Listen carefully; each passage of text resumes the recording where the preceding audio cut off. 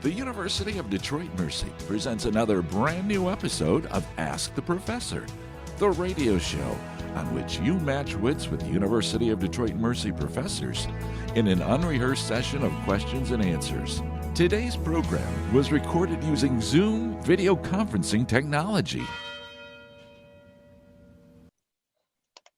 The University Tower chimes ring in another session of Ask the Professor, the show in which you match wits with University of Detroit Mercy professors in an unrehearsed session of questions and answers. I'm your host, Matt Mayo, and let me introduce to you our panel for today. He's always in the upper left, except for when he's not. It's Professor Dave Chow. Oh, pleasure to be here, as always. So you got your CCS cap on there, Dave? Well, that's because I'm keeping all my COVID locks underneath here. Right about now, I look like Aaron Rodgers. So COVID locks. No. Yeah. It's like right about now, if I pull all this off, I'm going to have like a man bun or four of them or something like that. They look like horns under here. I've got my mullet going in the back, too. So I'll come cut your hair. come on. No, Dan, you're the other guy that's supposed to have the man bun with me. Come on, let's go. Oh, my gosh. It sounded sort of vaguely sinister when you said that, Dan. And then I'll he did the come thing where he cut took your a hair. Yeah. Well, Off at yeah. the neck. That enhanced the creepy factor. Yeah, kind of. Oh, my. You remember Continuing around the Ferris Bueller's table- Day Off when he plays the horn? He says, "Never had a lesson in my life, so never cut hair before, but I'm willing to try." Thanks, Dan. I'll be your guinea pig, right? Oh my gosh. Continuing around the virtual table, we're joined today by, of course, Professor Mara Livesey, or should I say, Professor Mara Livesey. You should say Professor Mara Livesey. It was, go ahead. No, you go ahead. You go ahead. I was just going to say, when we went to get the marriage license, the guy at the county clerk had this like whole spiel. And like midway through his spiel, he's like, "And are you changing your name?" And I'm like, "No." And he's like surprised for a second. He's like, "Oh, that's totally fine. I just had a lot more to say. And now I don't have to say it." I'm like, cool. And why on earth does he need to know whether or not you're changing your name?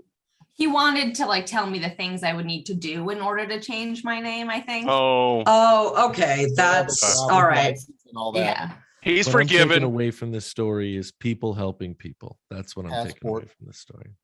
Driver's license, blah, That's blah, a blah, blah, hard blah. one. Yeah. Oh, fair enough. Right. I mean, that's actually a legitimate and non-offensive reason for Yeah. asking the thing. Mara, I have to say, you gave my wife Leslie and I quite a trip down memory lane with one of your Instagram posts where, how can I put this euphemistically? The law states in the county that you need to be counseled on the transmission of certain diseases. Oh, And Yeah. Leslie's like, "Oh, I remember that vividly." Yep. That was this maybe the most awkward moment. He was like, "And just so you know, I have to give you this. We no longer require blood tests or counseling." I'm like, "Oh, okay." And then I look down and I'm like, "Oh." And he's like, "Yeah."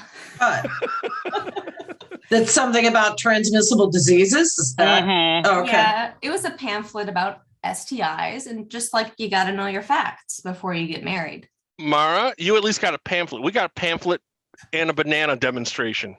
Okay. Ooh. Moving I on got around the none table. of that. Yes, please move on. We are joined today by Professor Beth Oljar. Who didn't have to deal with any of this when I got married, but then it's the state of Oregon. So, literally the least religious state in the union, Oregon. That's true. That's true. And I think that there's just some sort of, public health thing tied to what we're talking about. But there was something I mean, about the use of the word pamphlet that sent my wife and I into stitches. That's all I have to say. Like, wait, do they still make pamphlets? Like, really? it isn't a little YouTube video now or what? Hey, Beth, how was your break? It was fine, not long enough, of course, but then they never are, it was okay. Good. I'm glad to hear it. We will take a quick U-turn around the table and land directly in the lap of Professor James Tubbs. Oh, welcome. What's going on, Jim? How are you, Matt? I'm so glad that Beth said it. I can't believe that there were no students around this week, but it felt like the busiest first week of a semester that I felt in about 5 years. It's incredible. Yeah. Well, I have to say that on New Year's Eve day, when we got the email from Pam that classes were all going online, I thought, I'm so glad I'm not teaching this term. Oh, Lucky you. Yeah. I'm sorry for those of you that have to deal with this. It is. What I'm it sorry is. for me too. Yeah. We did have the COVID numbers, by the way. I know this is exactly where people come to this show for this information, but the COVID numbers for Michigan with the 2-day average actually show a dip for the first time since Omicron today. So let's pretend like that's going to keep happening and things will get better. It And has the to, Boston right? sewage numbers are dipping, so we're hoping that that's a good harbinger That's right. Oh. That's right. of things to come. Once I saw the headline about 50% of Europe, I'm like, yeah, that's not something I ever expected to see in my lifetime. So, here we are. Continuing around the table, we are joined today by Professor Heather Hill. Oh, What's going on, Heather? It's a lovely periwinkle you're wearing today. Mhm. thank Looks very pretty. you. I don't know. I'm on 3 job search committees. Oh my gosh, Heather, that's incredible. Yeah. The president. Well, the second tier. Yeah, You're on the yeah, yeah, first tier because you're special, Matt. And then the dean, and then in the department. Oh Right. my gosh. oh, jeez. That's Wow. like your whole job. This is what happens when people trust you and think you will do a good job. You're penalized by getting lots of work.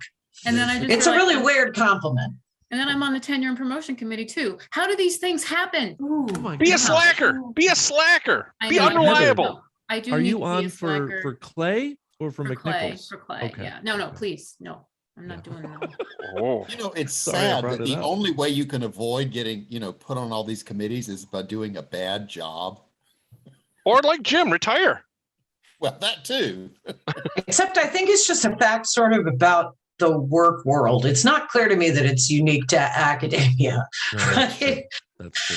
Yeah. I don't know why I blurted that out. It just, I just came from a 3-hour job search committee meeting and Well, that would be why. And Matt That's- asked how things were going. That's So why. Yeah, exactly. It's reminds me of, I believe it was Yeats, right? Aren't the worst full of passionate intensity, but the best of us are quite quiet, something like that. I'm sure someone's going to write a question set to correct me, but that's I what should say remember. that it's my daughter's 22nd birthday today. It Hey, is. happy birthday, we wished her Laura. happy birthday on Facebook. Thank That's you. awesome. Yeah, that's cool. And congrats to Heather as well. Continuing around the table, Professor Stephen Manning is here with us today. Good afternoon. Good afternoon. Where's the puppy? What's going on, Stephen? Moving on. Yeah, where is the puppy? Where is the puppy? I have no idea. Uh-oh. Oh, dear Lord. If he's outside, I hope you close the gate. Is he outside? No, I don't think so. He's on outbound bus to Roanoke or something like that. Why don't you call him and Puppy ask? is- Puppy is in. Wait, I think I hear the kitchen cupboards. What's going on? Wait a minute. I hear your Visa card. Oh, Oh my. Well, that's going off the rails right there. He loves the cold weather, of course. Well, yeah. Loves the cold weather. We can't wait to get in, and he would rather stay outside, which we let him do. Generally, the yard is gated. If someone remembers to close the gate, it's gated. If they don't remember that, it's not gated for some odd reason. He has escaped several times. And of course, you probably know this breed is known to be they're runners. Well, yeah. With my previous husky, he would go for 5 days. He was gone once for 5 days in Maine. God knows where he Wow. was in Maine, why he wasn't mauled by a pack of wolves or bears or something. And I came home from school one day and he's on the front porch after Wow. 5 days of doing whatever he was doing. Because your credit card ran out of, he reached its limit. That's why. I guess, yeah. 5 days Oh, of wow. well-mannered frivolity. Yeah. I'm sure it was well mannered. Last but most certainly not least on our panel for today is Professor Dan Maggio. Dan. Hi, Dan, Matt. Hi, everybody. Dan, Heather, Dan. I'm willing to help you on Dan. your committee work. Are you Oh. really? Yes, absolutely. Wow. Hey, he's willing to cut my hair. I mean, come on. That's I incredible. had to sign a confidentiality agreement for each of Oh. them. Oh, I won't say anything. Don't worry. All right. Yeah. Okay. You can trust Dan. Yeah. Oh, Look at that face. Look how honest it is. Absolutely. Okay. Dan, it's really here. Like we're only a few weeks away from the Winter Olympics. This is every curler's dream. It is. I'm looking forward to it. And they're going to be streaming. You'll be able to see literally all of it, right? Because it's streaming I- on. I haven't NBC looked at the or something? schedule. I haven't If- looked at the schedule yet. If you have Peacock, maybe it's if you have because Drew Wait. was saying Dan's going to be able to watch all the curling, and then I think he said if he has Peacock. We'll have to Mhm. pay for it. Yeah. It's $4 a month. It is. Oh no. Something like that. I know. The I know. principal. Just another, it's another cup of coffee gone toward television. That's all. Dan, you don't need to worry about NBC. Every red-blooded Detroiter knows the best way to watch the Winter Olympics is CBC anyway. You'll get your fill. It is. It is. Honestly, their coverage is far superior. Absolutely. That's what Kathy always said. Yeah. Mhm. It's us Mhm. crazy Canadians. What can we say? Yep. Although I don't. What was his last name? Brian. Who was the host for years? Boitano? No. So Are you thinking of Bob Costas? no, it was You the mean for the CBC. host. Yeah, Oh. the Oh, I thought you CBC were host. talking about Brian. It couldn't. Maybe it wasn't. No, Scott No. Oaks? no. Oh, he- Ron McLean? that could have been it. It's all the Hockey Night in Canada guys stepping over for the other Exactly. job. It's their shadow job, right? Yeah. Well, folks, I'll tell you what, this is a program you can send us questions regarding anything. It's been a while since we've had a question set about the old Canadian Broadcasting Company. If you stump the panel, you win one of our prizes. If you don't stump the panel, you win one of our prizes. You can send us the questions in a number of ways. You can email us at atp@udmercy.edu. Find us on Facebook or Instagram, or listen on your favorite smart speaker by asking it to play Ask the Professor at University of Detroit Mercy. So the folks at stylist.com came up with a list over the holidays, everyday sayings and their origins. Everyday sayings and their origins. The origins, meaning, and authors behind popular phrases and sayings. So I Cool. will give you the popular phrase or saying, and you will hilariously reflect back some origin for this saying. Okay. As an example, the apple of my eye is actually an old English phrase from actually AD 885. It was one of the first kings of the United Britain, but it also was picked up by Shakespeare's Midsummer Night's Dream, just as an example. The first one has been done for you. Where does the phrase holding a candle to something refer to? Where does it come from? Theater. It's can't got to see it. come. I'm thinking theater. Stage lighting is what you're thinking, Beth? Something like that. Or Yeah. or burning down the house? So Oh, wait, it's a Talking Heads reference. Or the little lighters we all used when we were at concerts. Freebird! does not it- say theater here. It's, Does it it's have a to do little with- more boring than that. Does it have to do with being able to see something? Yeah, I mean, I would at least give you 70% credit, Dan. So the easiest way That's just for you 70. to be an acolyte to anybody of any profession during medieval times was to hold the candle so they could do their work. Oh, there you And go. So this was a Oh. way to say that you were assisting somebody. Oh, the medieval internship. So if you were holding the can, I get it. So Yeah. to say of someone that you couldn't hold a candle to, they're not okay. You're not worthy. Actually, some inferences there, but okay, I get it now. I Exactly. think. I think that this one's going to go off the rails, but probably hilariously so. Where do we get the word Trump from, as in coming up trumps or Trump suit? Bridge. Under the bridge. That would be a good guess. No, I mean, Trumps are a move in or something. It's a Where card. does that Bridge. come from? Where did Beth? that come from? Oh, yeah, sorry. It's a bid in it's a bid in bridge. That is true. From the musical instrument, the trumpet. That's a very, very Yeah. good guess, because of course, I believe we all went through that autocorrect phase when texting friends over the last couple of years, where trumpet was the word that was inserted into my text. Mhm. Yeah. Yeah. So is You it know like what? is it a weird mashup between two words possibly? No, it's Like actually trashy A umpire or symbol? something? Oh. Does it come from some sort of a symbol or something? No, actually, it's almost direct from the word. There was both a card game of, and then the concept of winning a card game was usually referred to as triumph. And it basically became Oh. a shortened version from that. Whoa, Oh. okay.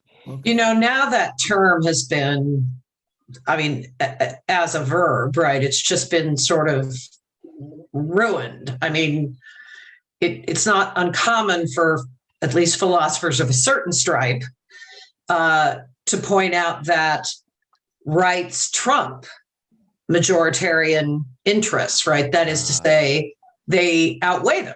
Right? I Right. mean, and now, of course, when you use that phrase, unfortunately for Ronald Dworkin, you know, now it just makes people think of Other Heat rash. things. the orange idiot.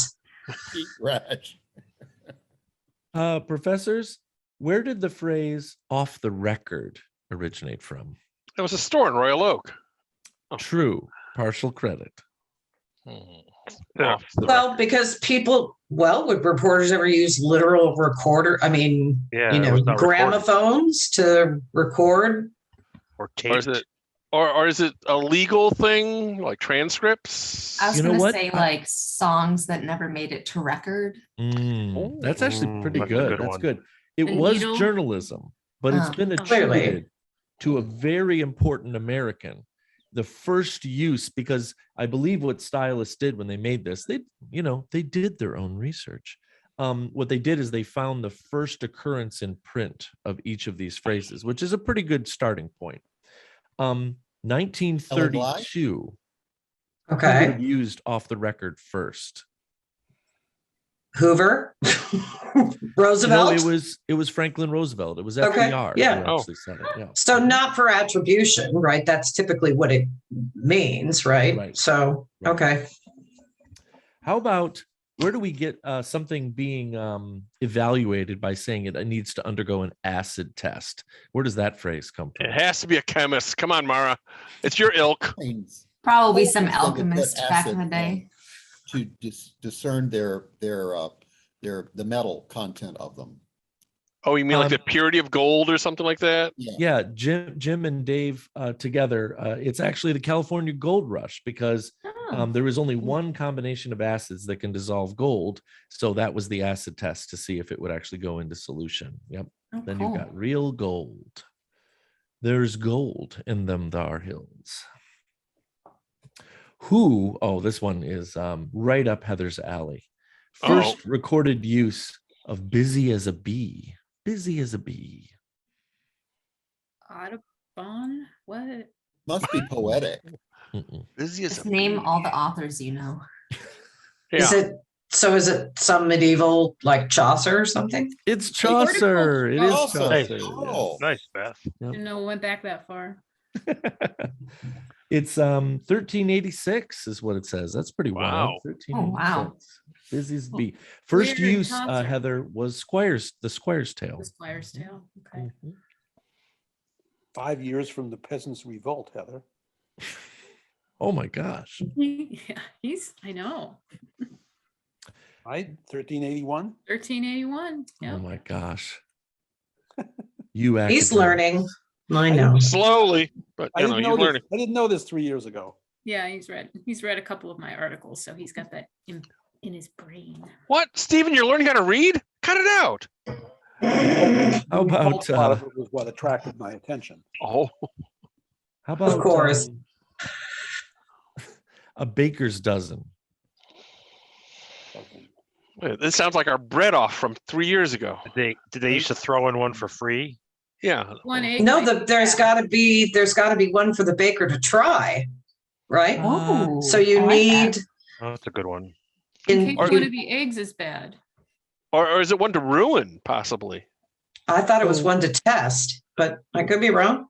Based on timetable here, it's medieval as far as people can tell. Everything's freaking medieval. Let's move Everything's on. freaking medieval. That is the title of Heather's memoir. That's Everything's freaking medieval. It's awesome. No, it looks like there was a pretty stiff penalty considering how ubiquitous bread would have been at the time for underselling. And the only way to overshoot it was to make sure that your mass exceeded the weight that was being asked for. So you would give somebody extra, which is kind of what Dan said. I like like- mine better. To this day, when you order a pint in Ireland, it's got to come all the way to the top of the they'll even scrape the foam off to make sure that it's even with the top of the glass. We That's need to right. go test that out. We need Yes, to go we test should. it. We should. In the 1920s, 1930s, we saw origination of the phrase "a basket case" coming through. What did that refer to? A corner kind of thing. Dead people showed up in baskets. Hopefully not Pretty- the output of the guillotine. Oh, Oh, This is the way that they Nice. I the way like that. They kept crazy people Bound up? constrained. It's kind of a hybridization of Dave's comment and Heather's comment. Sadly, for the folks in the first war of modern warfare, I'm not a historian, World War I, many soldiers lost all or most of their limbs, and they were carried in baskets and referred to as basket cases when they Oh. need to be Oh, transported. man. Yeah, that's pretty rough. Ugh. Pretty rough. Well, I guess the good thing is at least there's enough to put into a basket. Yes. Well, it's like that scene in Lincoln, right, where Lincoln is hoping that Robert will not want to join the Union Army and takes him to the hospital, and there's this huge pit, right, where they're literally dumping all of the amputated limbs. Ugh. Crazy. How about saying that someone likes the cut of your jib? It's a Just- tailor, it's a- isn't it? yeah. Isn't it Yeah. tailor? Yeah. The sailing thing, isn't it? boat stuff. Well tailored. Yes. Oh, yeah. Heather's got it from the start here. The jib is the triangular sail used on a sailing ship, and each country or sailing club or whatever has a different style. So you would look at that and be able to recognize who's coming your way. However, the phrase was coined directly in 1824 by Sir Walter Scott. Hmm. Okay. How about referring to jealousy as the green-eyed monster? Where does that come from? That's got to go back to like Greek mythology or something. Or the Maybe Incredible pretty Hulk. Close. Oh. Pretty close. It's a little more modern than that. And it may Iago? have been drawn. I'm sorry, Jim? Iago? Yeah, basically I have Merchant of Venice actually Oh, and Othello both use that isn't Iago from Othello? I'm trying to Yes. remember. Yeah, he's the bad guy. Othello and Othello. Yeah. Yep. So they're saying Shakespeare, but the truth is you go online and you find that list where it's like, did you know all these modern idioms are from Shakespeare? But I mean, he probably didn't make them up. They were already in use at the Right. time when he penned Right. them, right? So do I have that right, Heather? Yeah, of course. I Okay. expect so, yes. Yeah, Although he could turn a phrase, that's for sure. absolutely. Well, and the number of people today who have, I'm sure, no idea how many of our common phrases and sayings actually come from Shakespeare would probably astonish. Well, maybe not. Mhm. Maybe it wouldn't astonish us. We'd just say, yeah, well, what do you expect? Yeah. He, He got busy. So He was busy. Marlowe wrote half of those plays anyway. So. Oh, I forgot about that. Of course, of course. Another one from the 1920s seems to be really hot for language. 1922, the first record of the phrase "I'll be there with bells on." Oh. That was the beginning of the jazz age. Very good. Quasimodo. Oh. Something, I mean, with Was bells. it part of how you Yeah, dressed but- up? Going to Riding a a party. horse. you know. Actually, in some Amish communities, when you returned from a long journey, you had a big set of bells. And if for some reason you'd had to accept help from some other teamster on that journey, you had to give them up. So, for someone to say, I'll be there with bells on, right, indicated that they were finished with their journey and had completed it successfully. I'm giving you full credit for that. It actually doesn't say that at all here, Beth. But since So it I was get full originally credit penned anyway? since it was originally penned by F. Scott Fitzgerald in The Beautiful and the Damned, it makes perfect sense during the 1920s that he would have picked up on that kind of a tradition and put it into a novel. So I like that. That makes perfect sense to me. Yeah, I like your version better, Beth. I was gonna say it's like the reindeer union going up against Santa or something like that. How about to laugh so hard that it puts you into stitches? Where does that come from? Ooh. Probably people actually did burst stitches The gut. laughing. Yeah. I mean, literally, it's not like they're staples like we have now. No, but is it stitches in regards to like surgery? Or are we talking pants and seams and things Yeah. I like that? imagine seams ripping. Yeah. Seems. First used, it says I'm here, thinking body parts. Yeah, That's me. exactly. That's just me. It's the zombie Beth in you, Beth. 1602. And what makes laughing so hard that it puts you in stitches so unique is it's one of those phrases. Technically, first written form was Twelfth Night, Shakespeare, but it had a desert of usage that lasted over 350 years before it came back into modern language. I find that sort of stuff absolutely fascinating. Like, where did But it you come know from, what Beth? else it could be is laughing so hard you get a cramp Sure. in your side. Oh, So all right. it might refer to that kind of a stitch, right? As opposed to blowing out the seam in your pants Right. from flatulence or s- something like that. Oh, sorry. I assume it fell out of use just because no one was laughing for those 300 Oh, years. 100%. Yeah, absolutely. Absolutely. I mean, let's be serious. What was happening during the 1700s? Nobody. Nothing good. Well, some things, Some you important know, things. the formation Founding of of our this country. country. Yes. Oh, that thing. Last one, and I'm pretty sure this is a fairly popular, explanation to say someone is mad as a hatter, because mostly people think it's Lewis Carroll, but it's not, right? Sure. Well, I know it's because the people, the hatters who worked with leather used mercury, Yeah. and they went crazy from Oh. the fumes that Wow. they Ooh.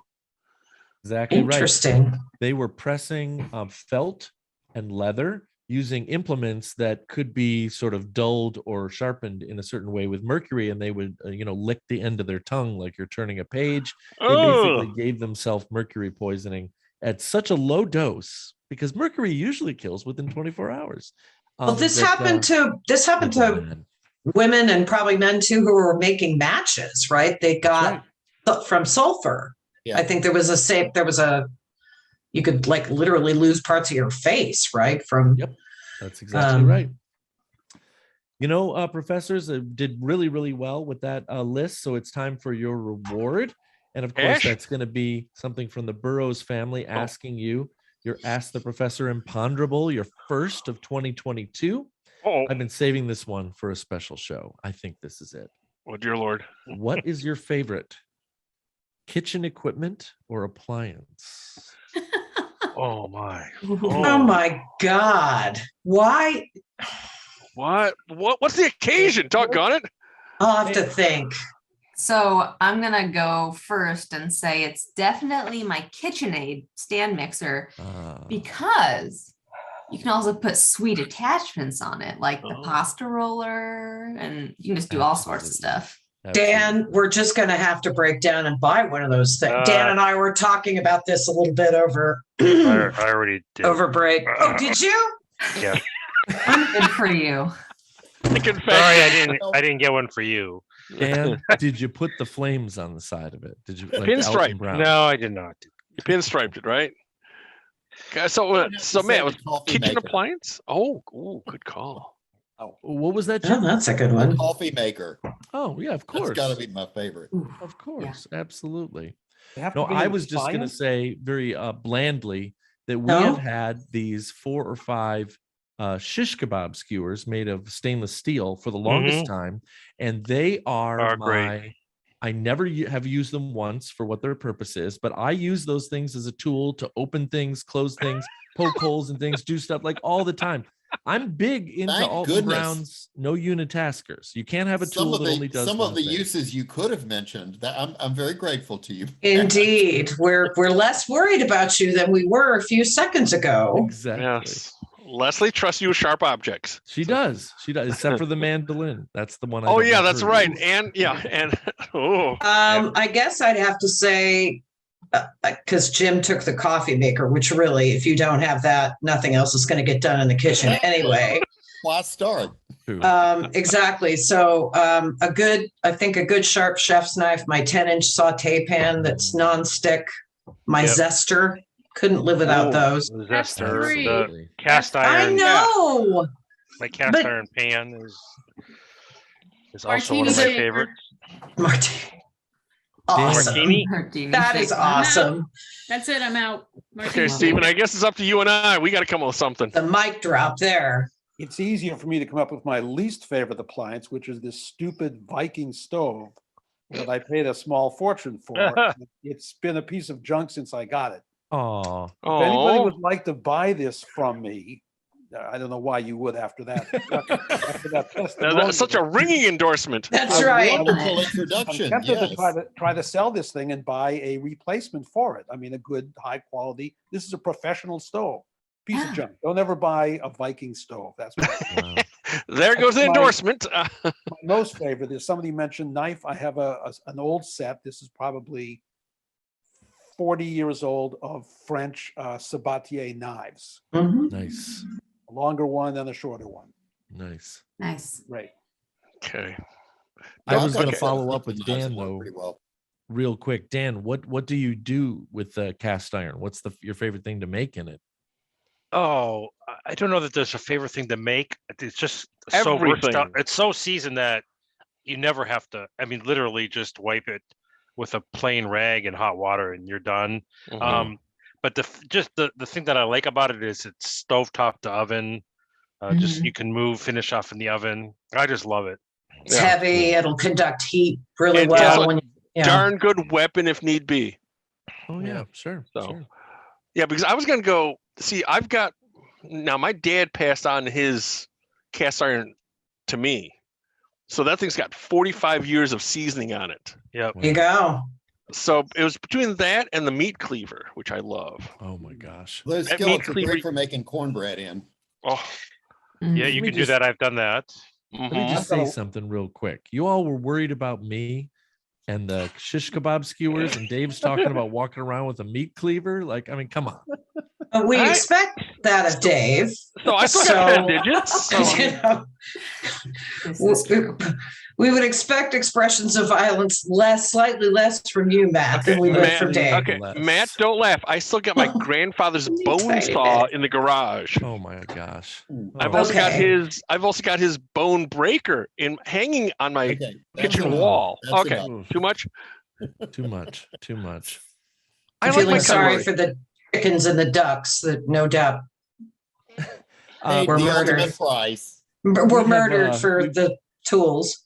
for Reached the tastiness. limit of what kitchen implements can teach us, I'm afraid, at this time. So the time has come for us to say goodbye. Dan, Goodbye. Stephen, Bye.